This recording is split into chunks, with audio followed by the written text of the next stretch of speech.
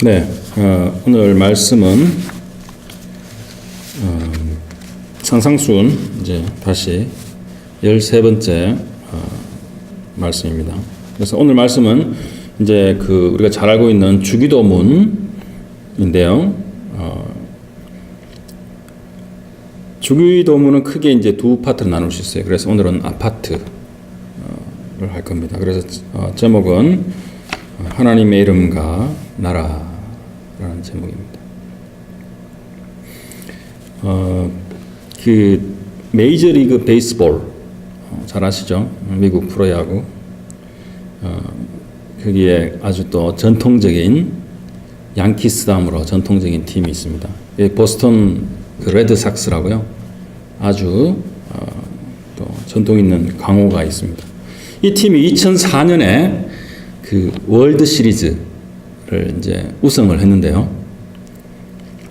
그것이 1918년 우승 이후에 86년 만에 우승했다고 합니다. 그래서 메이저리그 베이스볼은 총 30개 팀이 있습니다. 그래서 특히 잘 아시다시피 뉴욕 양키스 팀이 아주 잘하기 때문에 같은 아메리칸 리그에 속해 있는 이 레드삭스는 참 우승하기가 힘들죠. 근데 2004년도에 이제 비로소 양키스 팀을 그 리그에서 이기고 올라가서 이제 하여간에 월드 시리즈에서 이제 우승을 하게 됐습니다. 그 팀의 팬들은 자기 팀의 우승을 위해서 참 우승을 고대하고 기다리면서 86년이라는 세월을 기다리고 또 기다린 거죠. 이 야구를 좋아하시는 분은 더 이것이 어떤 의미인지는 잘 이해가 될 건데요.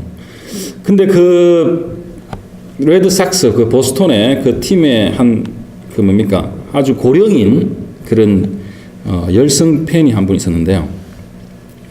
그 팀이 우승한 다음에 그분이 왜 그런 게 있지 않습니까? 여기에 MSU도 로즈볼 하면 여기 티셔츠에 이제 로즈볼 챔피언 이래가지고 하듯이 2004년 월드 시리즈 챔피언 이러면서 이제 기념 티셔츠가 나옵니까? 그 티셔츠를 한 수십 장을 구입한 것이 그 지역 이제 신문에 그때 2004년에 이제 나왔는데요. 그분이 왜 그 티셔츠를 그렇게 많이 구입을 했냐 하면은 감격스러운 우승의 순간을 보지 못한 자기들의 친구들과 그리고 친척들의 무덤 위에 한 장씩 이제 갖다 놓기 위해서 그렇게 했답니다. 그만큼 그것이 팬들이 그렇게 오래 기다리고 그렇게 고대했다는 그런 아주 참 재밌는 이야기예요.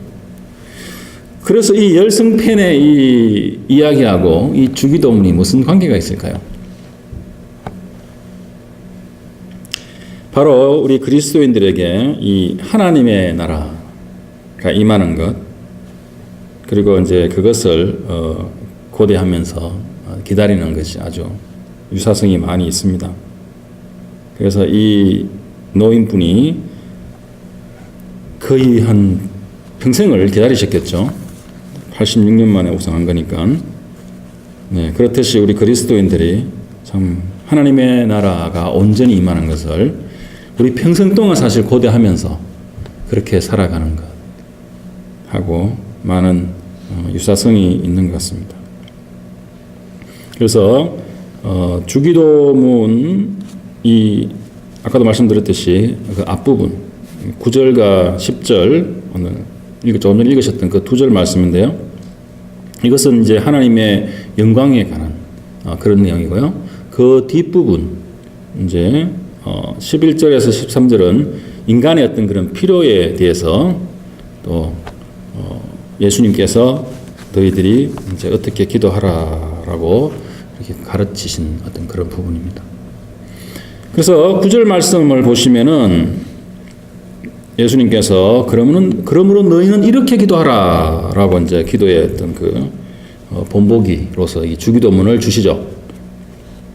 그래서 이 주기도문은 그대로 따라해도 좋은 기도이지만 사실 그 내용과 이 짧은 기도의 그 내용과 그 깊이를 우리가 잘 이해하고 그리고 우리의 어떤 기도에 그것을 적용을 해야 되는 것입니다. 그래서 9절에 하늘에 계신 우리 아버지여 이름이 거룩히 여김을 받으시오며 라고 이제 예수님께서 제자들에게 가르쳐 주셨는데요. 이 하늘에 계신 이 말씀은 어떤 의미입니까? 하나님께서 저 높고 높은 푸른 하늘 위에 계신다는 의미는 분명히 아닌 것으로 알고 계시죠. 그래서 이것은 하나님께서 거하시는 그런 장소를 말하고 있는 것이 아니고요. 바로 하나님의 그 권능과 그리고 영광으로 통치하시는 그 영역을 바로 하늘이라고 하는 것입니다. 상당히 눈에 보이지 않는 그런 영적인 영역을 말하고 있는 것입니다. 그래서 그 하나님의 그 크신 사랑과 능력과 또한 행복이 충만하고 또한 그 이터니티, 그 영원함이 존재하는 곳, 그것을 바로 하늘이라 그러고요. 그리고 그 하늘에 계신 우리 아버지여 라고 이제 예수님께서 기도하시는 것입니다. 그랬을 때 바로 우리 아버지여라는 그 말씀은 또한 그 당시 이스라엘 백성들에게 이 하나님을 직접적으로 아버지라고 부르는 것은 거의 혁명적인 것입니다. 우리는 그냥 아주 당연하게 기도할 때마다 습관적으로 하나님 아버지라고 우리가 쉽게 기도하지만 이 구약에서 아주 드물게 하나님의 속성을 가리키면서 또는 아버지, 즉 그런 부성을 말한 경우는 있지만 우리 성경의 어떤 선지자도 하나님을 우리의 아버지라고 부르면서 기도할 것을 가르친 적이 없습니다. 그런데 예수님께서 제자들이 함께 기도할 때 우리 아버지라고 부르라고 하신 것은 바로 하나님과 예수님의 제자들, 하나님과 예수님의 제자들과의 그 관계를 정립하시는 것입니다. 바로 아버지와 자녀의 관계, 바로 그 사랑과 긍휼과 또한 용서와 인내를 하시는 그 아버지의 모습을 나타내시는 것입니다. 그렇지만 이 하나님이 예수님이 이렇게 말씀하셨다고 하셔서 그 모든 사람들의 아버지가 되시는 것은 절대 아닙니다. 오직 예수님의 제자들만이 그렇게 부를 수 있는 거죠. 그래서 앞장에 5장 44절 같은 산상수훈 앞장 말씀인데요. 44절 45절을 보시면은 너희 원수를 사랑하며 너희를 핍박하는 자를 위하여 기도하라 라고 하신 다음에 45절에 이같이 한즉 하늘에 계신 너희 아버지의 아들이 되리니 라고 하셨습니다. 자, 그렇게 우리가 할 때 하나님 아버지의 아들이 된다라고 말씀하셨고, 그리고 그 앞에 또한 산상수훈 5장 9절에 그 팔복 말씀 중에 7번째 합평케 하는 자가 복이 있나니 저희가 하나님의 아들이라 일컬음을 받을 것이며, 여기서 또 하나님의 아들이란 것이 또 말씀이 되죠. 이것은 바로 하나님의 자녀가 된 자들의 그런 삶의 방식과 태도가 또 그리고 그것을 실천하게 되는 그런 우리의 그런 중심, 즉 그런 우리의 마인드와 하트에 관한 것입니다. 어떤 조건이 되어서 그걸 해야지만 하나님의 어떤 아들로 칭함을 받는다는 것이 아니라 바로 우리의 그런 마인드와 하트에 관한 것이죠. 이것이 계속 이 팔복의 말씀뿐만 아니라 그 산상수훈의 그 전체에 깔려 있는 그런 핵심적인 사상입니다. 자, 그래서 하늘에 계신 우리 아버지라고 부르는 이 말씀은 참 의미가 참 깊은 말이에요. 이 짧은 두 마디의 두 구절의 이 말씀이 바로 그 하나님의 그 창조주로서의 그 권위와 능력과 또 그 영광이 그 아버지의 또 그 깊고 그 애틋한 그 사랑과 이 결합한 그런 하나의 그런 형태죠. 그런 구조입니다. 바로 그것이 또한 누구를 향하고 있냐면은 바로 이 기도를 배우고 있는 이 제자들, 그리고 이 기도를 하는 우리들, 바로 하나님의 자녀들을 향하고 있다는 것입니다. 그 축복을 받고 또한 누리는 우리들이 바로 하나님을 아버지라고 부르며 또한 그 사랑을 하나님께로 다시 돌려드리고 또 그 하나님을 향하여 우리의 모든 열정과 사랑을 담아서 그렇게 기도할 수 있다는 그런 것입니다. 네. 그래서 9절 후반부에 이름이 거룩히 여김을 받으시오며 라고 하신 말씀은 원래 그 하나님의 이름은 거룩하죠. 그죠? 그것이 다시 거룩해야 될 필요는 없죠. 원래 거룩한 하나님의 이름이.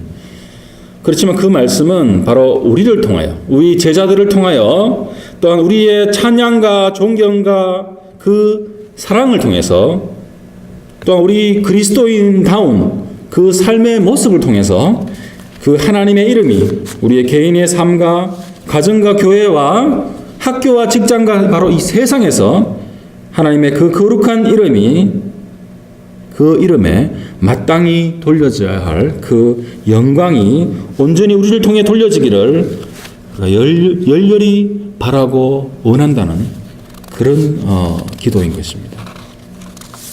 저희가 그런 마음으로 그렇게 이제 기도를 해야 된다는 것이죠. 그 다음 구절 10절에 이제 나라의 임하오시며 뜻이 하늘에서 이룬 같이 땅에서도 이루어지이다 라고 이제 예수님이 또한 이렇게 기도하라고 가르치시는데요. 바로 이 나라, 즉 하나님의 나라가 임하게 해달라는 이 기도는 첫째, 이 어두운 세상에 바로 예수님의 그 복음으로 인하여 많은 영혼들이 하나님께로 돌아오게 해달라는 그런 기도입니다. 그래서 예수님이 이 땅에 오셨을 때 바로 천국은 사탄이 지배하고 있는 이 땅으로 이렇게 침투해 온 것입니다.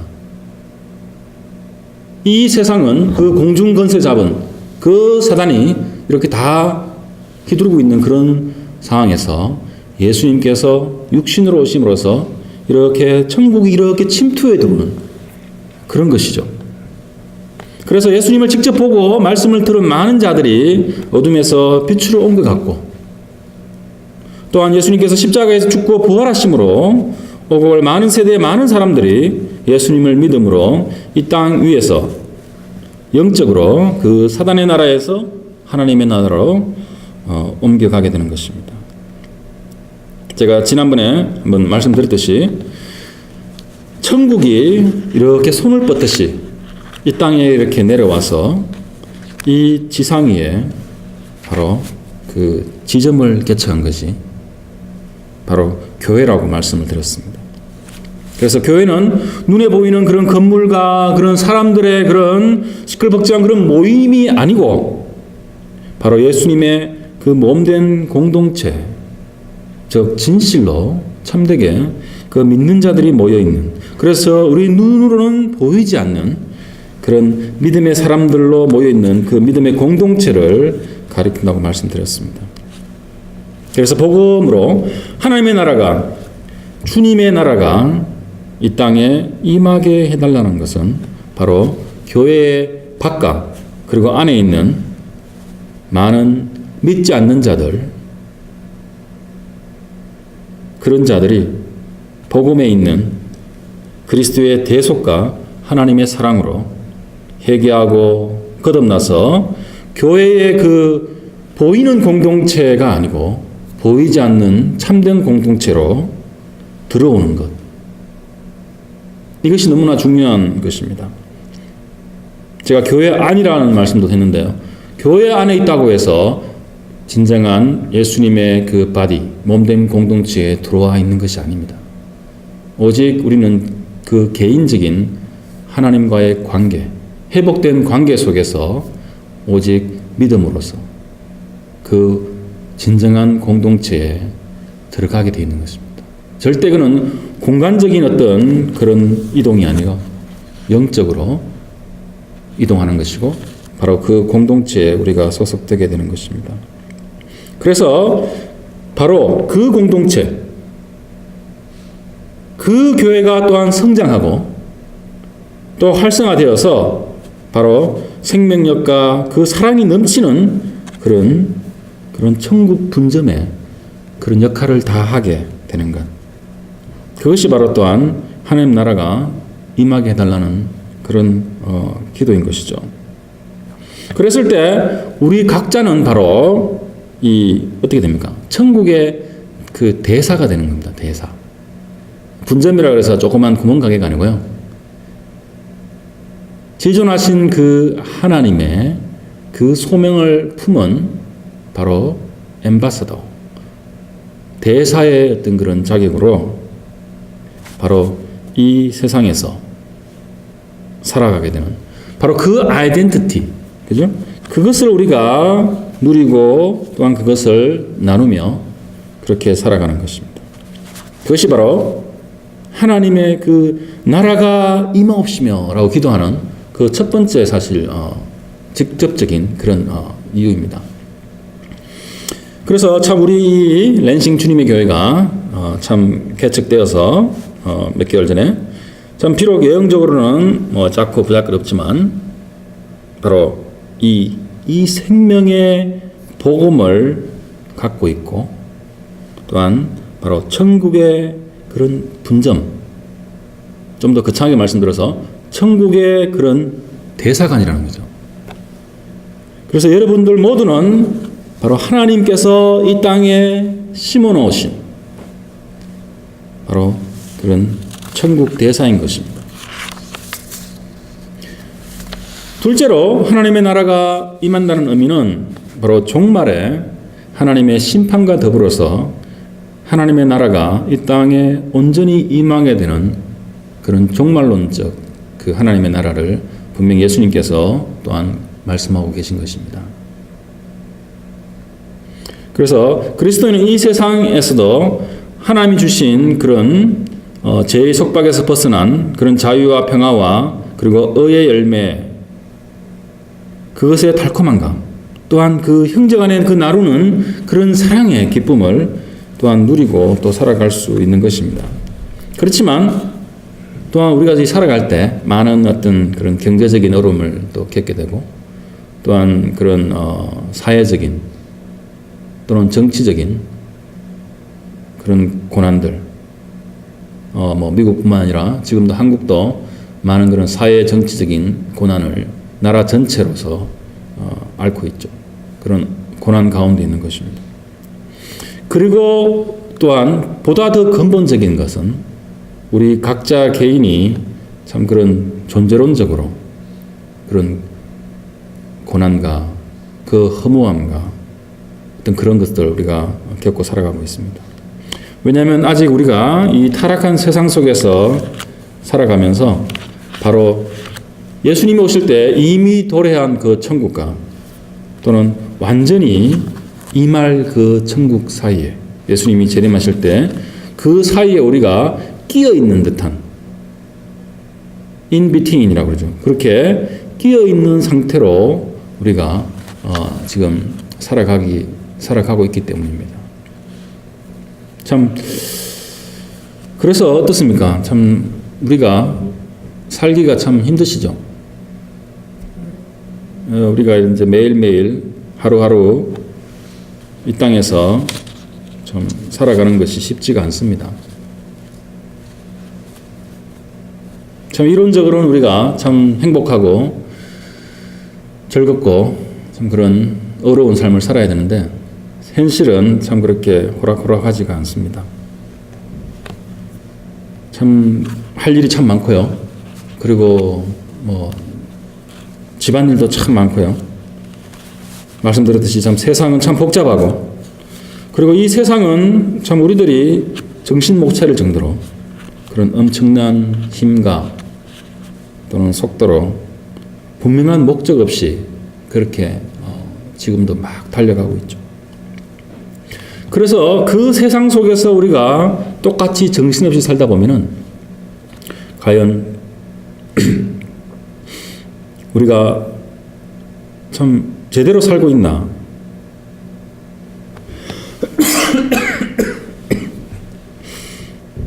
죄송합니다. 정말 제대로 살고 있나, 또는 정말 그런 의심이 들 때도 있고 그런 회의가 들 때도 있는 것입니다. 그렇지만 우리는 그러한 가운데 분명히 힘을 내야 됩니다. 힘을 내고, 왜냐하면 우리는 하나님의 복음을 소유한 자이고 또한 하나님의 자녀이고 바로 그 천국을 기업으로 받을 자이기 때문입니다. 바울이 디모데 후서 4장 7절 8절에서 이렇게 말하였습니다.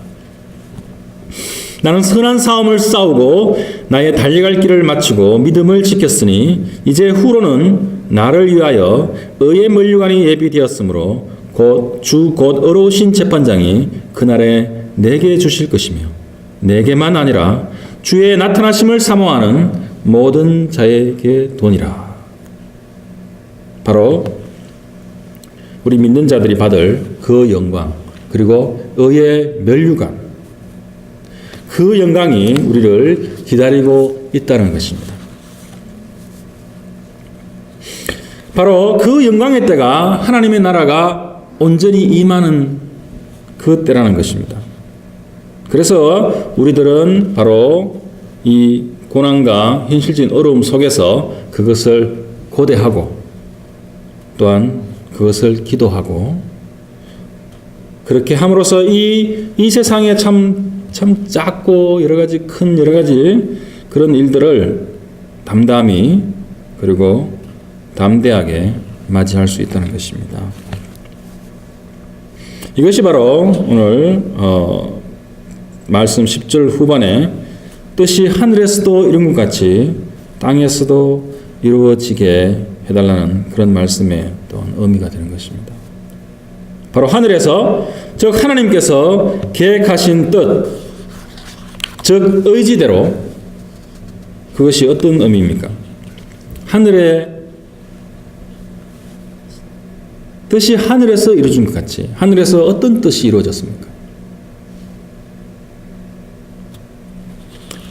하나님께서 계획하신 그 뜻은 바로 성부와 성자와 성령 하나님께서 바로 완전한 그 구원의 그 역사를 이 땅에서도 이루신다는, 하늘에서 계획되어지고 의지되어진 바로 그 구원, 이 피조세계의 완전한 회복과 그리고 우리의 그 구원을 성취되게 바로 해달라는 그런 기도인 것입니다. 참으로 이것은 우리의 일상적인 기도와는 그 스케일이 너무나 차이 나는 것입니다.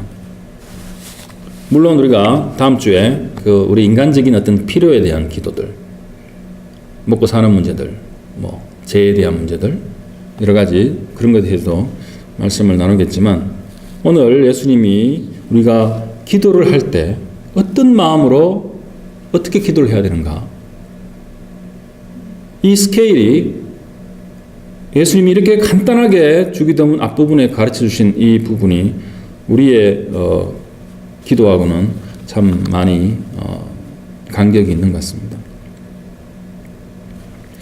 예수님께서 가르치신 바로 이 기도의 이 가르침은 우리의 그리스도인의 기도가 어떻게 되어야 되는가, 바로 얼마나 우주적이며 또한 초월적이며 또한 궁극적일 수 있는지, 그것을 보여주시는 것입니다. 바로 제가 말씀 초반에 드렸던 그 보스턴 그 레드삭스의 그 팬, 나이 많으신 그 노인 팬이 평생을 기다려서 참 그 팀의 우승을 받듯이 바로 우리 그리스도인들도 그러한 마음으로 또한 우리의 평생 동안 그것을 사실 기대를 해야 되는 것입니다. 그리고 기도하고 그것이 단지 내 자신뿐만이 아니라 바로 우리 형제 자매들 그리고 이 세상 전체를 위해서 우리가 그런 기도를 해야 될 것을 예수님께서 오늘 말씀을 통해서 가르치고 계신 것입니다. 마지막으로 한 가지 적용의 말씀을 드리고 말씀을 마무리하도록 하겠습니다. 미국 청교도의 대표적인 인물이고 또한 미국의 이 지성을 대표하는 그런 인물인 바로 조나단 에드워즈. 그분의 어떤 그 설교 중에 Heaven is a world of love. 바로 천국은 사랑의 세계다. 그 설교에서 말한 것인데요. 바로 천국은 하나님의 사랑이 충만한 곳입니다.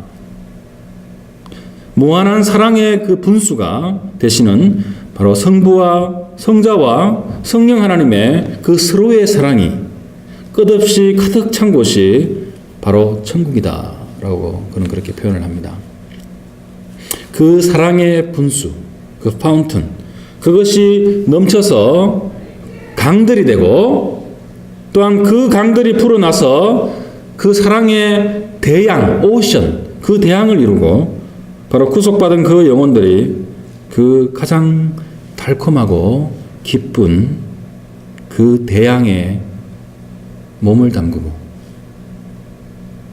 그랬을 때 그들의 심장은 바로 사랑으로 넘쳐날 것입니다. 라고 그렇게 표현을 했습니다. 아주 시적이고 그런 참 철학적인 그런 표현이죠.